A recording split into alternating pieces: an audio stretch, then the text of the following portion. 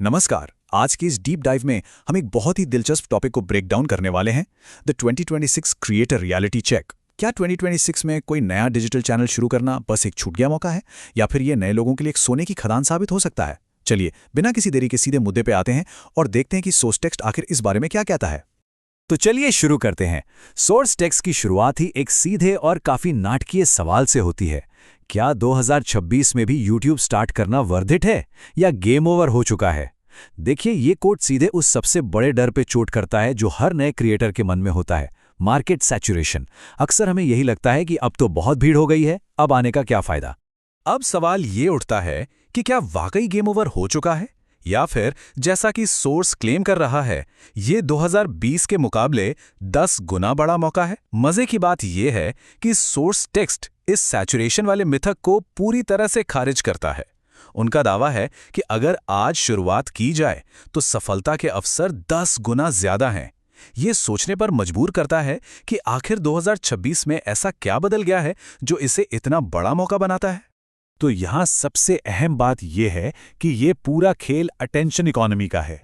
Author का basic logic बहुत ही clear है। पैसा हमेशा वहीं जाता है जहां लोगों का ध्यान होता है, और आज दर्शक ट्रेडिशनल टीवी के बजाय डिजिटल प्लेटफॉर्म्स को चुन रहे हैं।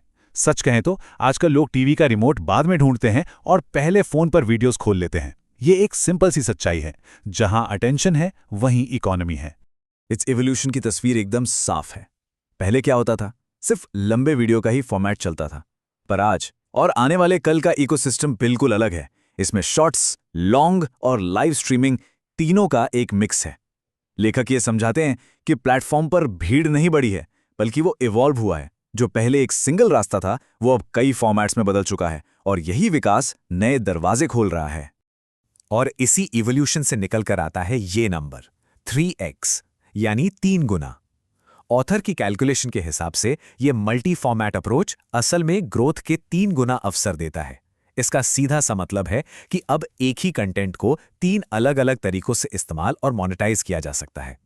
लॉन्ग वीडियो से डेप्थ मिलती है, शॉर्ट से नई रीच मिलती है, और लाइव से ऑडियंस के साथ एक गहरा कनेक्शन बनता है।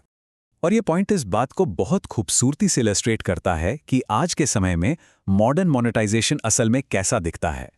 सोर्स यहाँ 5 अलग अलग इनकम स्ट्रीम्स का जिक्र करता है। ये साफ साबित करता है कि कमाई अब सिर्फ विज्ञापनों तक सीमित नहीं है। एड्स रेवेन्यू तो है ही, लेकिन affiliate marketing, brand deals, digital products और सबसे ज़रूरी एक मजबूत पर्सनल ब्रांड, ये सब एक सॉलिड बिजनेस मॉडल का हिस्सा बन चुके हैं। इसी बिजनेस मॉडल के बेसिस पर सोर्स एक बहुत बड़ा दावा करता है। यहाँ ये रिपोर्ट किया गया है कि एक सही स्ट्रैटेजी के साथ एक छोटा क्रिएटर भी हर महीने 50,000 से 1 लाख रुपए तक की कमाई प्रैक्टिकली कर सकता है। यहाँ हम बस न्यूट्रल होकर वो डेटा शेयर कर रहे हैं जो टेक्स्ट में दिया गया है, पर यह आंकड़ा इस बात पर जोर जरूर देता है कि डिजिटल स्पेस में अच्छी खासी कमाई करना अब सिर्फ कुछ गिने चुने बड़े नामों तक सीमित नहीं रह गया है। चलिए अब आगे बढ़ते हैं और देखते हैं कि ये सब मुमकिन कैसे होगा। और यही एंट्री होती है द 2026 एडवांटेज की, यानी कि आर्टिफिशियल इंटेलिजेंस। ऑथर का तर्क है कि एआई उन सभी लोगों के लिए एक अल्टीमेट टूल है जिनके पास ट्रेडिशनल टेक स्किल्स नहीं हैं। 2026 में एआई ने कंटेंट बनाने के तरीके को पूरी तरह से बदल कर रख दिया है। अब महंगी ट्रेनिंग या सालों के एक्सपीरियंस की कोई खास जरूरत नहीं रह गई है। ऑथर ने जिस एग्जैक्ट वर्कफ्लो की कल्पना की है, आइए उसे समझते हैं। स्टेप 1, एआई की मदद से पूरी स्क्रिप्ट तैयार हो जाती है। स्टेप 2, एआई द्वारा ही प्रोफेशनल क्वालिटी का वॉइस ओवर बन जाता है। और स्टेप 3, वीडियो एडिटिंग जैसा भारी और मुश्किल काम भी एआई बड़ी आसानी से संभाल लेता है। ये वर्कफ्लो एकदम साफ कर देता है कि जो काम पहले एक नए क्रिएटर के लिए पहाड़ जैसे लगते थे, उन्हें अब एआई ने कितना सिंपल कर दिया है। इस पूरे एआई वर्कफ्लो का बॉटम लाइन बहुत ही सीधा है। No skills equals to no excuse. मतलब कोई स्किल नहीं है तो अब ये कोई बहाना नहीं चलेगा। टेक्स्ट बहुत स्ट्रांगली इस बात पर जोर देता है कि एआई के आने से सारी टेक्निकल रुकावटें खत्म हो गई हैं। अगर आपके पास सिर्फ एक अच्छा आइडिया और इंटरनेट है, तो अब कोई भी कंटेंट क्रिएटर बन सकता है। इन सब के बावजूद अगर सैचुरेशन का डर बना हुआ है, तो ऑथर एक बहुत ही रोचक नज़रिया पेश करते हैं। बाहर से भले ही लगे कि इंटरनेट पर काफ़ी भीड़ है, लेकिन भारत जैसे विशाल मार्केट में अभी भी करोड़ों लोगों ने शुरुआत की ही नहीं है। सोर्स का मानना है कि ये मार्केट अभी भी काफ़ी हद तक अनछुआ है। इसका सीधा सा मतलब ये है कि जो लोग आज एक्शन लेते हैं वो असल में अर्ली मूवर्स हैं और आगे चलकर इसी मार्केट पर उनका ही दबदबा होगा। टेक्स्ट के आखिर में एक बहुत ही क्लियर बाइनरी चॉइस सामने रखी गई है। एक तरफ है एक पैसिव कंज्यूमर बनकर सिर्फ चुपचाप वीडियो देखते रहना, और दूसरी तरफ है खुद एक क्रिएटर बनकर आगे आना जहां पूरा का पूरा प्लेटफॉर्म आपको देखे। ये एक बहुत ही गहरा सवाल है।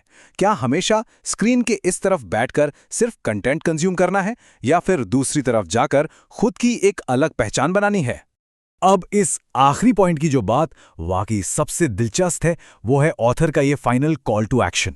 वो लिखते हैं, अगर तुम सीरियस हो परफेक्ट का वेट मत करो, और कमेंट में लिखो स्टार्ट। ये एक ऐसा विचारोत्तेजक कंक्लूजन है जो क्रिएटर बनने का सपना देखने वालों को सीधा चैलेंज करता है। परफेक्शन का इंतजार कभी खत्म नहीं होता। तो इस पूरे एनालिसिस से अंत में यही सवाल उठता है, क्या बस किनारे बैठकर सोचते रहना है या फिर आज ही शुरुआत करनी है?